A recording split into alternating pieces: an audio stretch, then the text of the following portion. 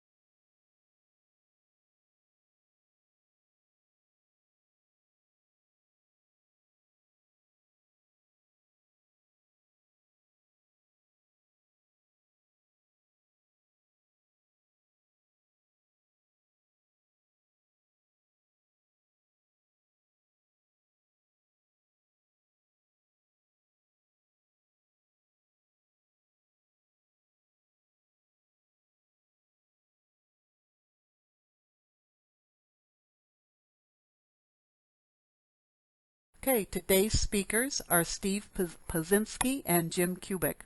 Steve is with the Department of Motor Vehicles Medical Review team, and he's a supervisor of that team. Jim is a supervisor for the American Automobile Association of Wisconsin's driver training. So I'm going to go ahead and turn the mic over to Steve, who's going to get us started today.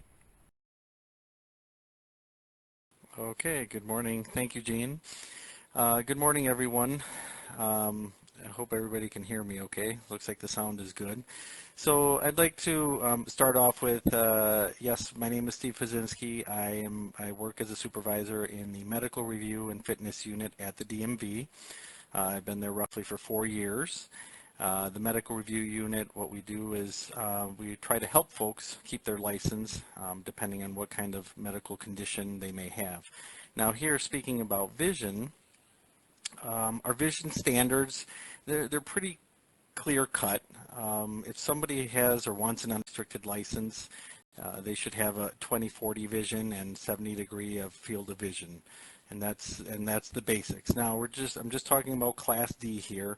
We have a whole other bunch of information for your CDL drivers, school bus drivers, passenger bus drivers, and so on. A restricted license, we need 20/100 or better in at least one eye, and 20 degree field of vision from center of at least one eye. What to expect when you go to the DMV. So when you're at the DMV, they'll screen your vision. If the vision is less than 20/40 in each eye, or there's less than 70 degree field of vision, then we have a couple things that happen. The examiner at the station then will give the driver what's called a 30/30V. It's a form that the driver then can to their vision specialist and have it filled out. Depending on the recommendation of the vision specialist, then they will send the form in to us or bring it back into the station, and the examiner will decide, the medical review unit will decide what if we can license the driver or not. In some cases, depending on how bad the vision is, then we will require a driving skills test, and in most cases then we will end up restricting the license. So what kind of restrictions do we have? Well, we can have, at the very minimum, correctors. So that is something that a vision specialist or a doctor can recommend, and we will put that restriction on the license. We also have, in many cases, daytime driving only. And we know there's lots of folks that self-restrict on this because they know that they just can't see well enough at night, and that's a great. But also, vision specialists will put that on, that 30/30V, and then we will add that on and that'll be added to the license. In some cases, we have outside mirrors, so folks need to be able to see a little bit better. The outside mirrors need to be bigger, or for sure have them. In most cases now, well, cars have mirrors on both sides, so that's not that much of an issue. We can also do what's called limited area tests. So if there's an issue with vision, and it may be pretty bad to where the driver should not be on the highways going 55 or over, we can also have an examiner go out to the driver's home, and if the driver just wants to go down to the local Walgreens or the Piggly Wiggly or whatever the case may be, then the examiner will take them around on certain routes, and if they're okay to drive, then the license will be restricted. The license may say restricted to a mile radius, 5-mile radius, or just to and from certain areas. But this is one of those ways where we can actually help folks stay behind the wheel and not just take the license away. There's many progressive conditions out there, one of them, or some of them being macular degeneration, glaucoma, cataracts. These type of conditions, once we have them in our hand on this medical form, this 3030V, we can put folks on what we call a follow-up. So in some, they're just starting to lose vision, so it's not as critical. We may have them restricted to a certain radius or something like that. So we're going to follow up. It could be 12 months. It could be 6 months. We're going to send a letter out to the driver saying, well, it's come up to the 6-month follow-up time now. Please have the same filled out by your vision specialist and send it back, bring it back to us. If everything seems to be the same, then we're going to leave it at the 6-month follow-up. Because it's a progressive condition, again, in most cases, it's just going to get worse, then we're going to continue on a follow-up. Unless somebody has, for example, LASIK surgery and everything gets corrected, then of course we're going to take them off a follow-up and it's all done. So as these diseases progress and get worse, then the follow-up periods might shorten up. It might be from 6 to 3 months and 2 months. Now let's talk about, so who can report a concern from a driver? Certainly a vision specialist is number one, or a doctor. Any physician, any APNP licensed physician also can send in a vision form. They can also send in the MV3141, and this is all on our website, so no need to run around and jot it down right now. But and also the general public. Now the general public can fill out this MV3141, but we need 2 people. We can't just have one, and we cannot have an anonymous form. And this is for vision. This is for any other kind of medical condition. So it could be somebody that's showing signs of Alzheimer's, or any cognitive disabilities. So it's the same. So how does this work then? So when a form is sent, whether it's vision or not, it ends up being the same. What we do is we send the driver then a medical form, or again a vision form, to be filled out by the vision specialist or their doctor, to let us know that you are a safe driver or not, that you are medically safe to drive. Again, then we may require testing, a knowledge and science test. We may require a driving test. So that is how this report from this concerned citizen would work. We get the information, we send out to the driver and say, we've heard that you may not be safe to drive and we need to follow up on you, and that process. So the final process then is the medical review unit then will write to the driver and ask for a specialist to fill out the form. Depending on how much the disease has progressed, the license could be canceled, or the follow-up can be shortened up. I believe that's to the end. I can't see the bottom of the slide there, but yeah, okay. So yes, the process of taking away the license then is pretty much just what we need to know is from the doctor, the physician, or the vision specialist, it's safe to drive. If they are safe to drive, then we'll do that follow-up. We'll follow up with the person in 6 months or 3 months, keep on shortening it up until the moment that the physician or the vision specialist says this person is no longer safe to drive. And when they are no longer safe to drive, then we will cancel the offer then a free ID. You can go in at anybody at any time can go to our website and apply for a free ID as long as they are voluntarily surrendering their license. We will ship them a free ID, and if you're over 70, that ID is a no-go forever. Okay. Okay. So now I would like to open it up for a few questions, and I will hand over the mic now. I had a question about, so you can't submit an anonymous form, but anonymous when your team gets back to that individual, and then what sort of evidence or observations are you looking for from that person who's going to report somebody? Well, Jean, that's a great question. Yes, in any case, whether it's vision or not, the person that is submitting this MB 3141 to report a driver and the second person signing it, the other witness, they can remain not anonymous. We have the form, a confidentiality form that they can fill out. MB 3141 along with the confidentiality form, which is all on our website on a page that we have. And we will keep it anonymous. What we do is we send then to the doctor or the vision specialist a letter saying, to the driver, saying that we've received information to drive for these reasons.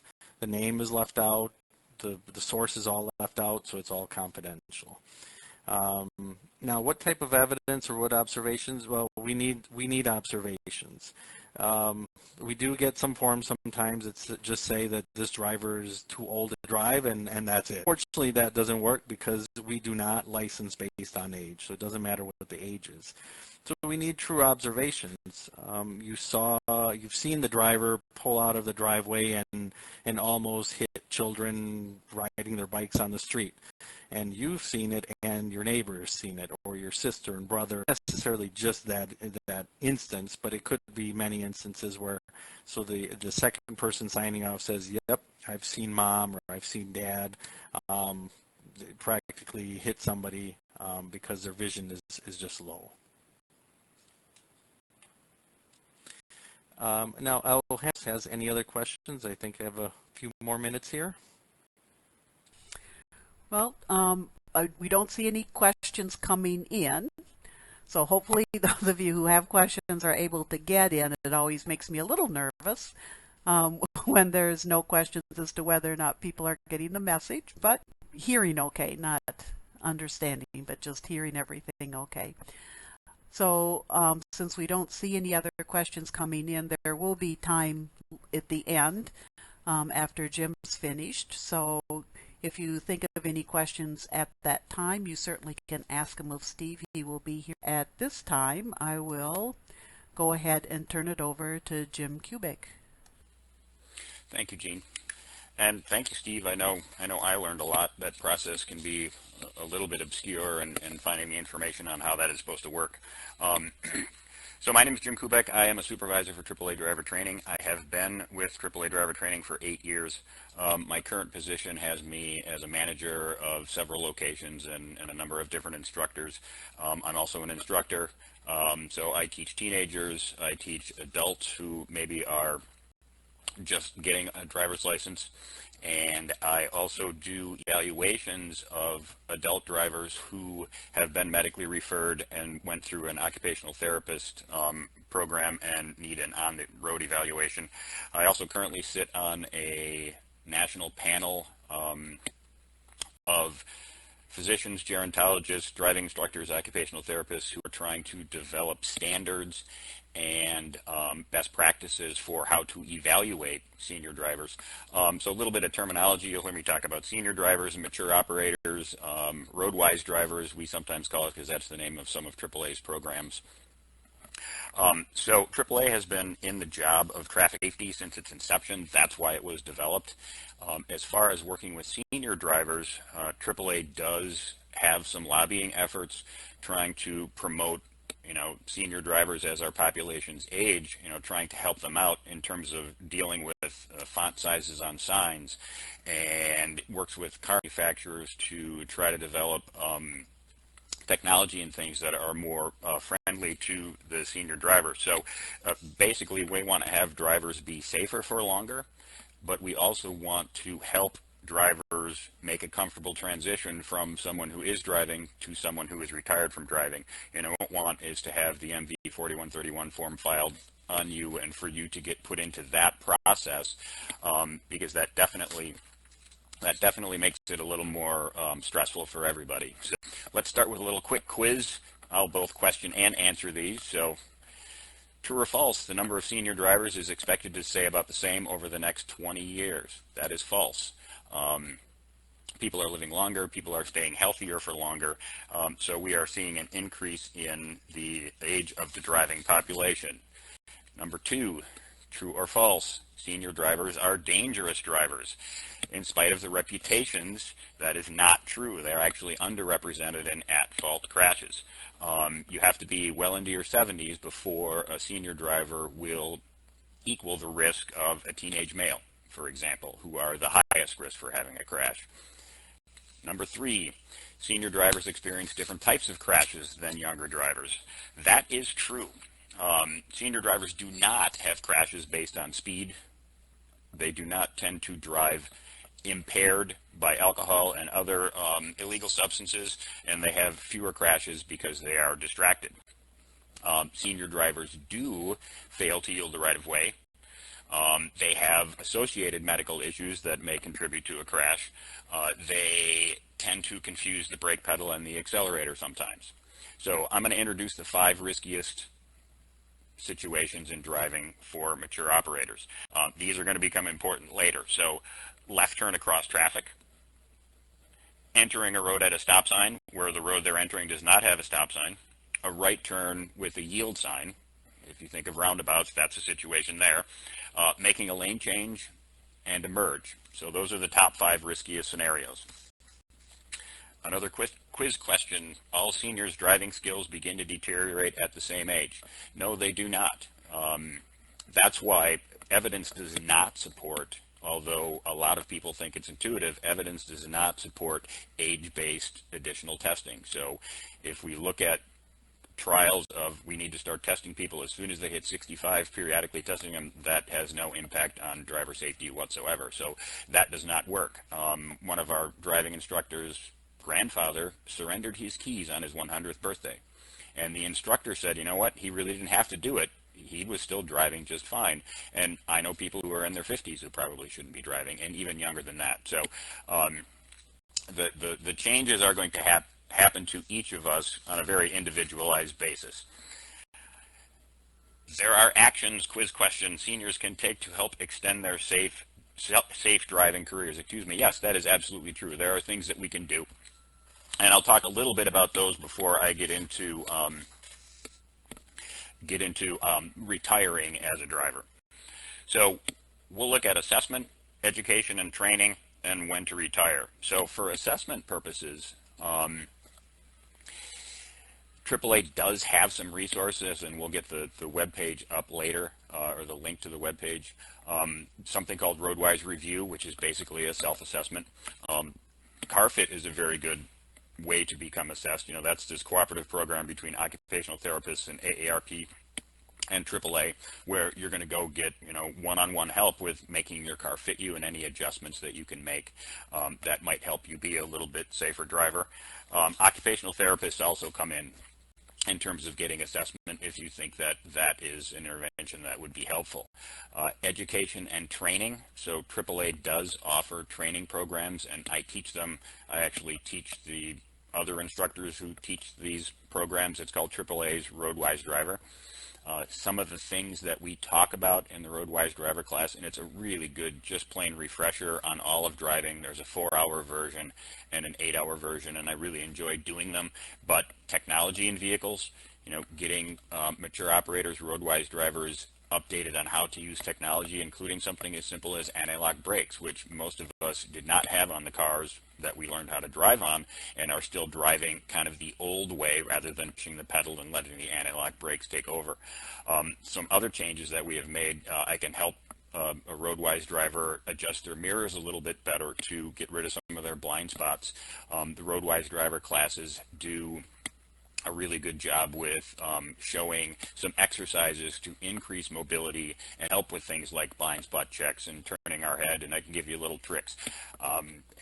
Airbags are a great technology, but when they were introduced, we really didn't take into account the fact that where most of us keep our hands on the steering wheel is incompatible with using an airbag. So if you drive with your hands at 10 and 2 and you have a crash and the airbag deploys, your hands are highly likely to get knocked off the steering wheel, causing some injury, especially to a mature person.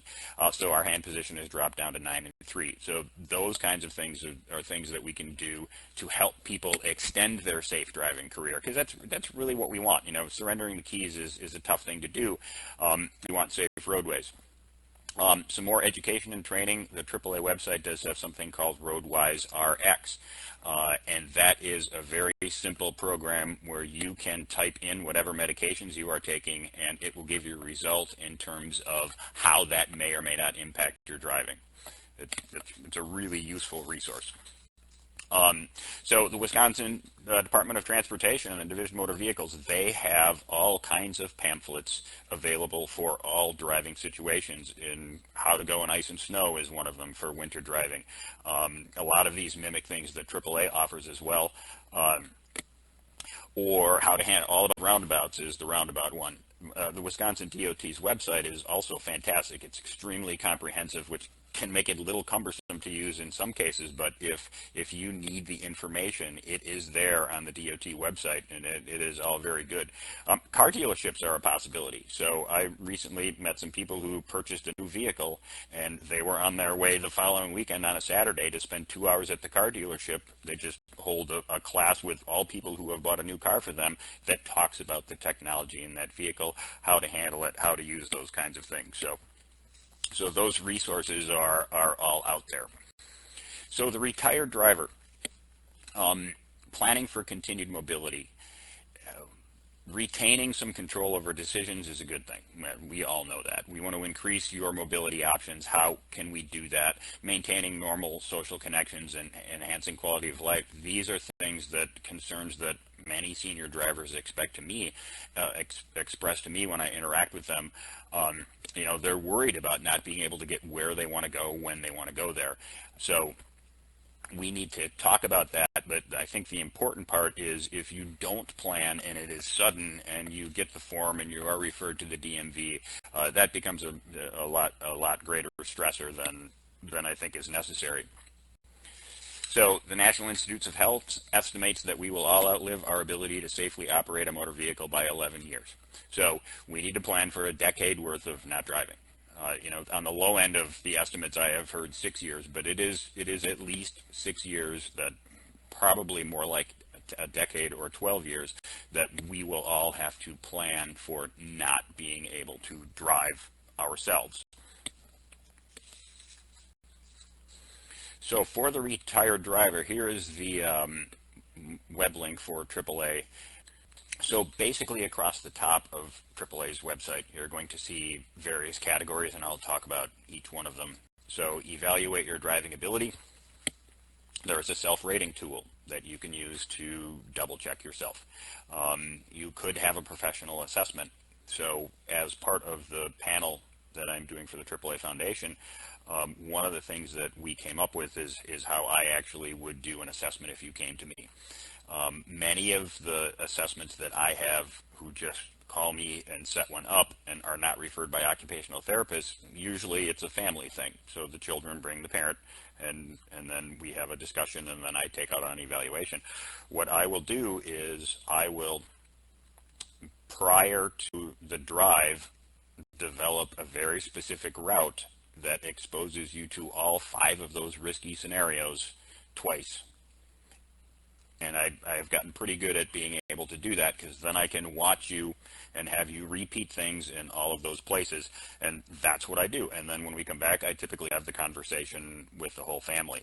I think there are other driving schools that do this same kind of a thing, although I don't have any specifics on that. I really kind of only know what we do.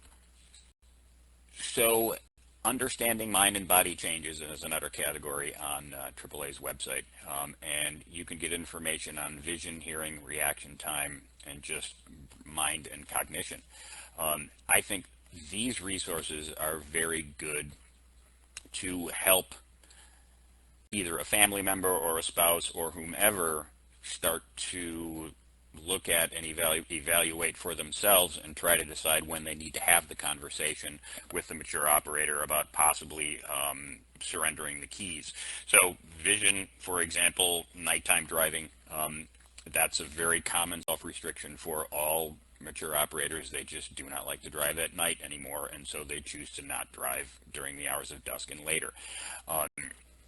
If you see a driver of any age, but particularly a senior driver who you think may have tunnel vision, so they're surprised a lot by especially small things like pedestrians and motorcycles and bicyclists and people that we consider vulnerable users, if they're not seeing signs very well, those are some red flags and some warning signs. In terms of hearing, if the person you're riding with is not hearing emergency vehicles or horns as they are approaching, that is a warning sign for someone who may need to surrender the keys. Reaction time, again, the surprise is it may be that the reflexes are still pretty good, but they're not seeing as broad, as wide a picture as they typically would see, so they're not seeing those things as quickly. Mind and cognition, all of us experience, we lose names of people and we lose words in certain conversations and things like that. I mean, and that's just the reality of things. So, mature operators who are starting to see those kinds of lines tend to confuse the accelerator and the brake. It's very common for someone who is not seeing what they think they have always seen before to start to use their left foot on the brake and ride the brake with their left foot to improve their reaction time while they're using the accelerator. And that is a great contributor to the people who actually confuse those two things and push with the wrong foot in the wrong situation and end up in the lobby of Walgreens. So those are some kind of things that if you're riding with someone or you're observing someone drive, if you're starting to see these things, then they are all red flags. If you are being pulled over by the police as a mature operator, they're having conversations with you. If there is damage on your vehicle that you can't explain, that is a red flag, a warning sign for people to start taking a look at whether or not they should be driving.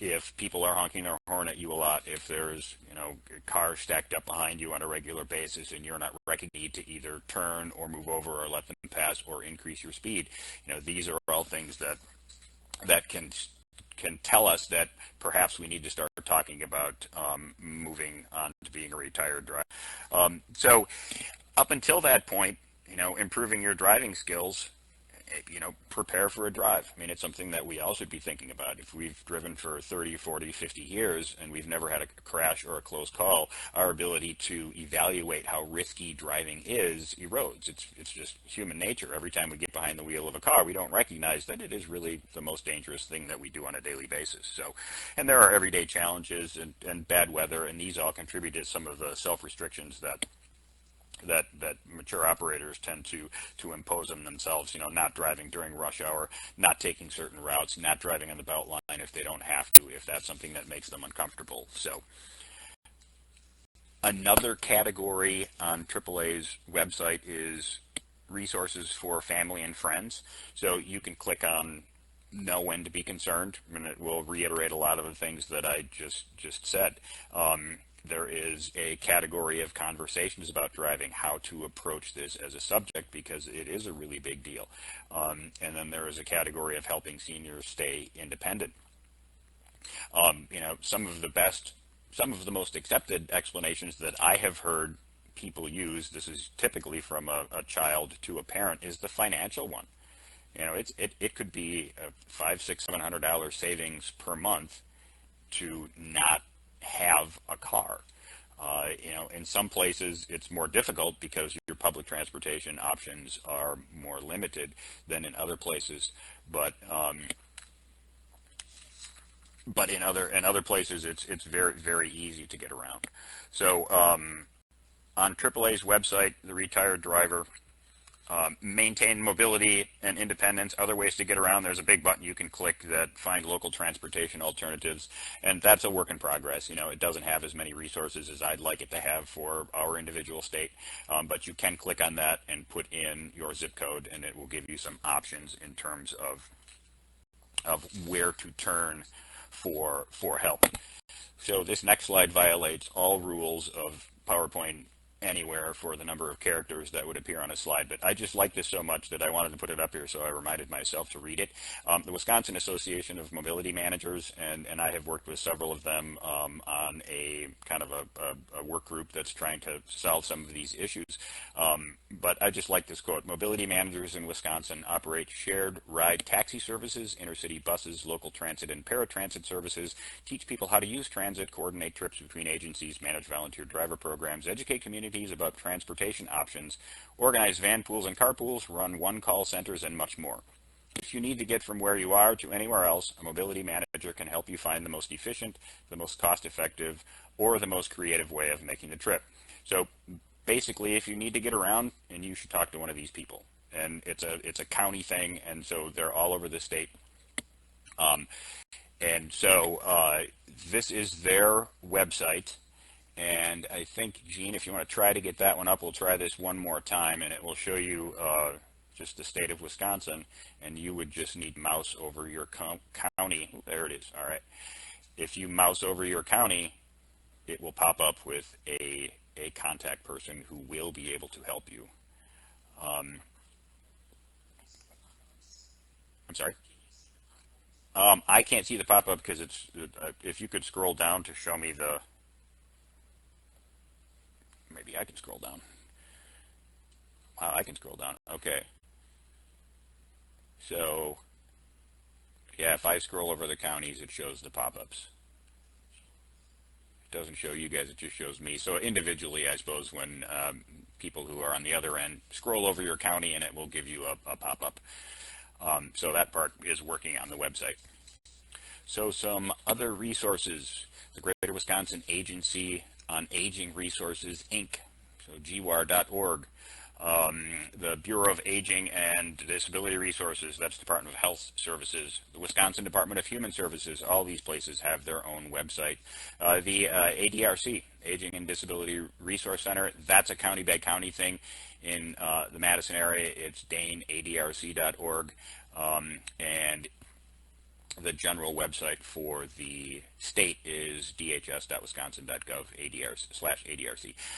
So the ADRC has the RSVP program, as do many other counties in this state. The driver escort service, so that is a free ride service. They accept donations, but not payment. And they use senior volunteers to actually make that happen. One of my favorite programs is the Bus Buddy program. And I know AAA was a sponsor, and I hope they still are. If I find out they're not, I will try to fix that as best I can. But that is a program where it's just, you take a day, and there is a person who coaches a group of senior drivers how to use Madison's public transportation system. And you go places throughout the day and just figure out how to use Madison's bus system. I think it's a really, really good program, and everybody who I have heard use it has been really, really pleased with just the social aspects and the learning aspects. So thank you very much. I will throw it open for questions and turn my microphone. There is one question in the chat room. Roxanne asks, can you be deaf and still have a license? So I'll turn that one over to, sounds like a Steve question. Okay, yes, Brockton, yes, you can be deaf and still have a license.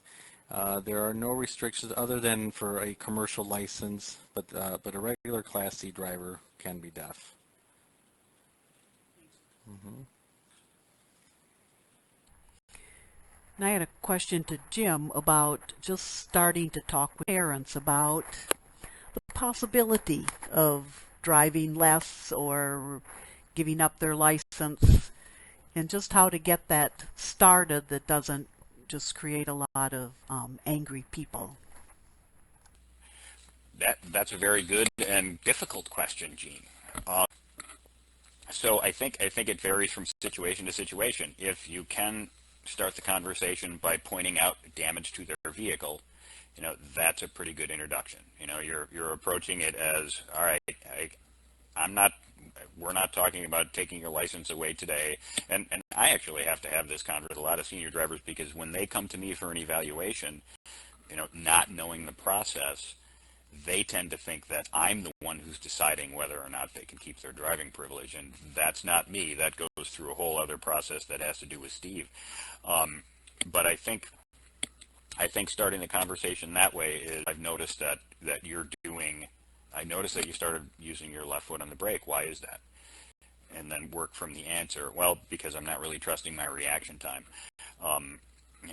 Then you can say, well, that is a warning sign, a red flag for the professionals who determine whether or not somebody should still be driving, or should they be thinking about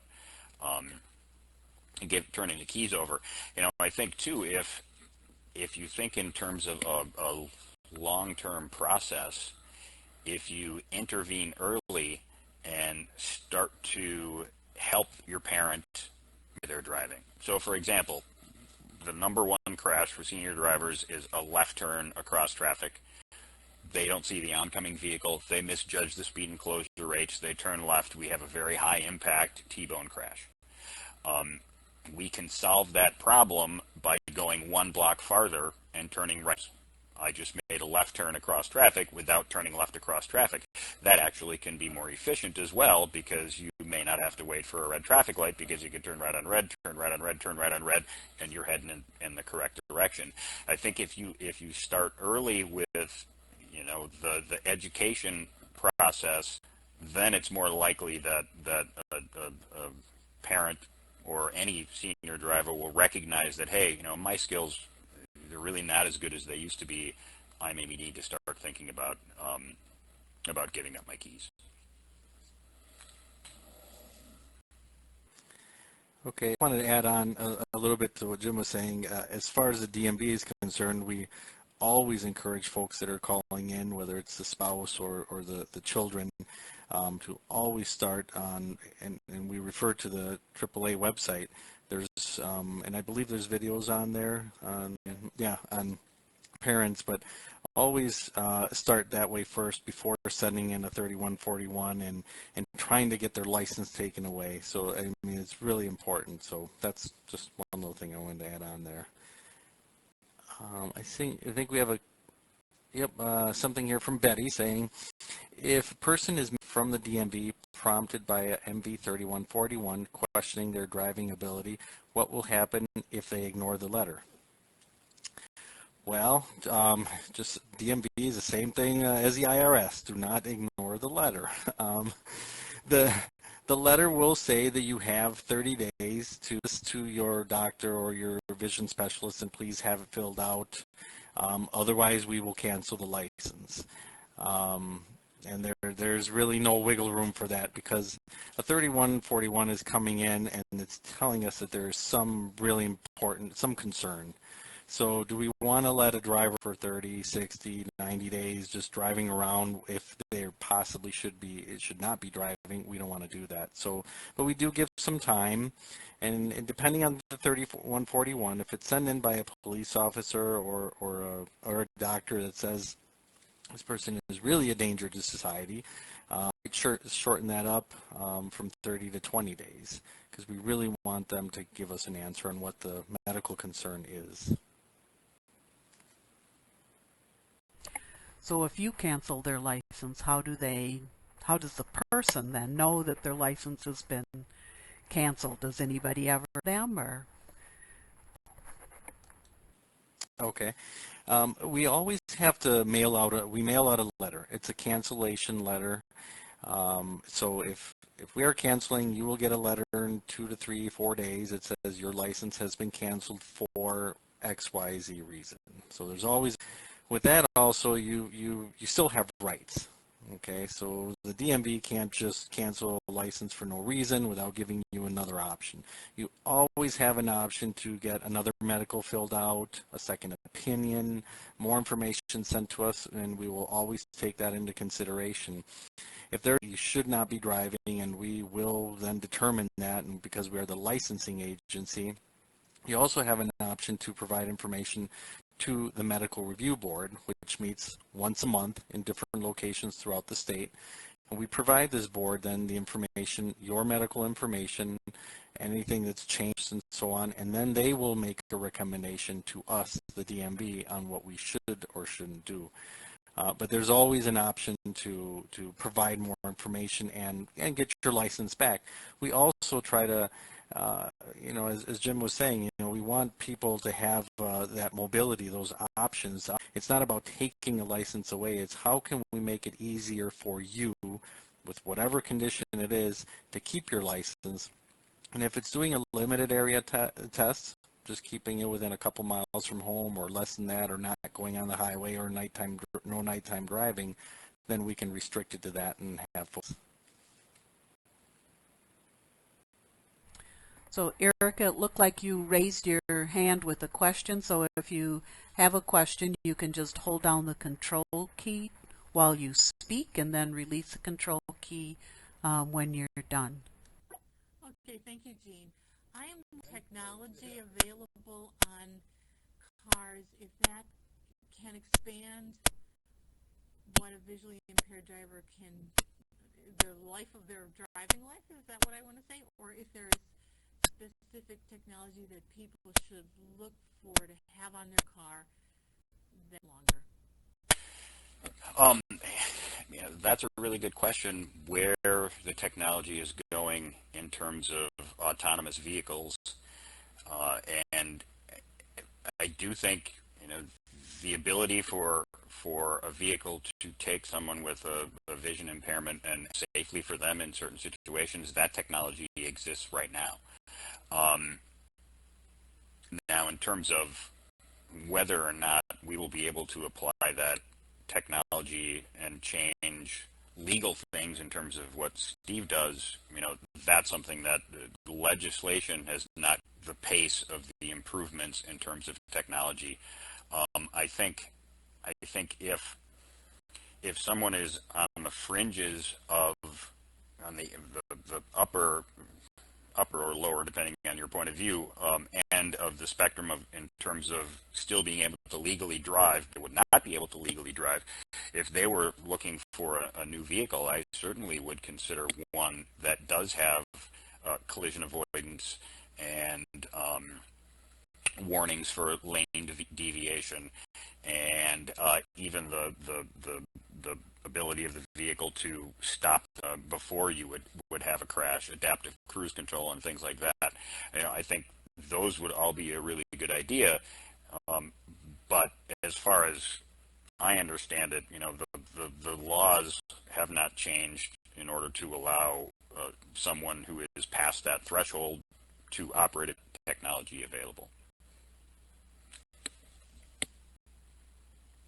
Hi, Kathy. I don't have that number in front of me. What percentage of car accidents are caused by older drivers? Yeah, I don't have the actual. If you go to NHTSA, I think so. Take a look. A 34% increase. So there were almost 36 million licensed older drivers in 2012, which is a 34% increase from 1999. So that's going up. In 2012, more than 5,560 older adults were killed and more than 214,000 were injured in motor vehicle crashes.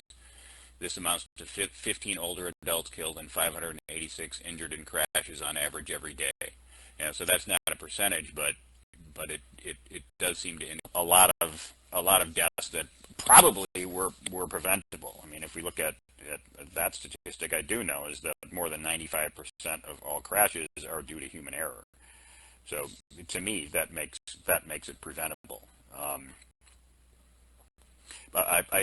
So NHTSA, Patient Safety Administration, has your answer for you.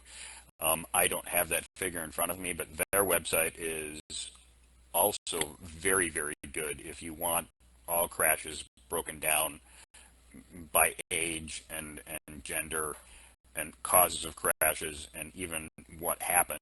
And, with the advances in technology and how we're collecting information, we're getting better every day at determining the causes of crashes just based on the form that the police officer fills out after the crash. So that part's really cool. So we're getting a lot more information about that, but to get a large enough sampling to make the data valuable. And Jean asked the question, how does a family access driving assessment for an older driver? So call me at AAA Driver Training. Locally, it looks like we just lost some sound from somebody. Locally, if you're not from the Madison area, I would start with contacting a driving school. If that is not a possibility, I would look at occupational therapists because they do clinical evaluations that are extremely good. I actually spent 4 hours doing one with a Meritor occupational therapist so that I knew what was happening on her end before she rode on-road thing. They're also very good at giving strategies for making modifications for any problems that they might see. So I think starting there, AAA, a driving school.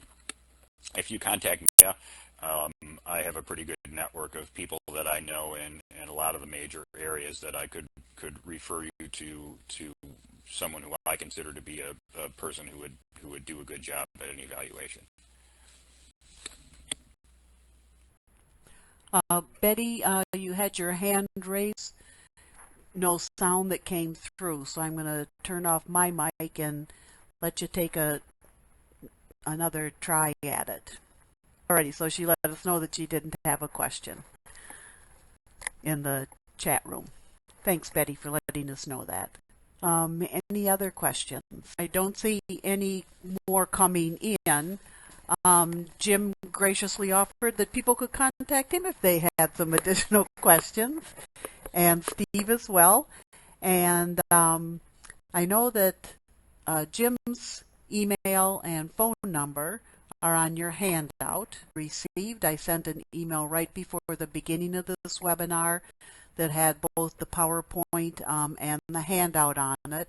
And what I'll do is I'll get Steve's contact information also and add that on, because there'll be another send out of those things when we send out the. So do ask questions. We'd shown you the Mobility Manager site, but actually the DMV had a by county listing of transportation, alternate transportation options for people who no longer could drive. And so, and that's in your handout. The handout also contains links to AAA as well as AARP's information about the different driving programs and pamphlets and processes that are out. Get some answers for how to assist an older driver to move into being a retired driver. So a lot of good resources available on the handout with active links if you keep it in an electronic format. Okay, I'm going to go ahead and so first of all, I'd like to thank our webinar sponsors, MG&E Foundation and Smith & Jesslin Accountants and Consultants have been our webinar sponsors this year, and we've been very grateful for their support. My thanks to Steve and Jim for providing us with lots of good information, and thank you for attending today's webinar. The link to the archive webinar will be emailed to you early next week. The link will be active through about November 1st, which is when our next webinar is. So the next one is Wednesday, November 2nd at 11. Its topic will be adaptive products for persons with low vision, and members of our staff will tell you about their favorite picks and how they use them. So more information about that webinar will be coming in October. We hope that you will be able to join us for that one. Another upcoming event of interest to some of you might be the Saving Sight Symposium, which will be on Thursday, October 27th. It's held at the Alliant Energy Center in Madison, and I know that that's a bit of a travel for some, but for others you may want to come. This is a program that is at no cost. It's a paired sponsorship between the Council and the UW Department of Ophthalmology and Visual Sciences. And it's a half a day where the eye doctors and other providers give you the latest information about advances in treatments for macular degeneration, as well as current issues, tools, and solutions for those with vision loss. There will be a group of exhibitors who will display the latest adaptive aids, and the UW School of Nursing will provide age-related health screenings. So if you're interested in getting a brochure and have not gotten those brochures that went out a week or so ago, do call or email the Council or me personally if you'd like to receive a brochure, and we'll make sure and get one out to you. So the last thing is we're always interested in your feedback. So I'm just going to bring up the Survey Monkey, and just have to work on my spelling a little here.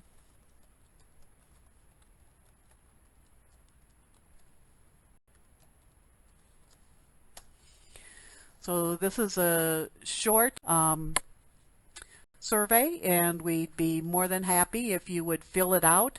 Your responses are anonymous.